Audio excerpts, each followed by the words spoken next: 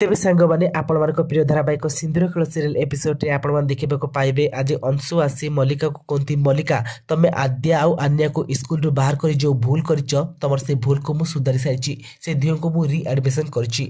से माने अन्य साथी स्कूल को जीवे एक शुणी मल्लिका और मेघ को पूरा सर झटका लगुच आते मल्लिका कहती देखुच माँ से आद्या आसु आसु केमी अंशु उपर जादू करने आरंभ कर सारे एमती लगुच जमी धीरे धीरे तार सबू अधिकार को से नहीं आते मेघ को पूरा झटका लगुच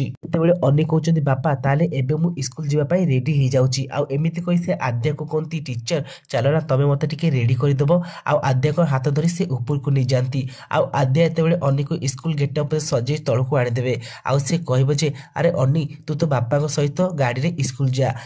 अन्या आउ मु ऑटो धरी पछरे स्कूल जाऊँ आते अंशु कहे ए प्रॉब्लम कौन अच्छी जदि आम सेम टाइम रे स्कूल जीवा ताले चलो मु तुमको स्कूल रे ड्रॉप करदेवी आते आद्या कहती तुमर साहाय्य किसी भी दरकार नहीं आउ शुणी अंशु को पूरा झटका लगुच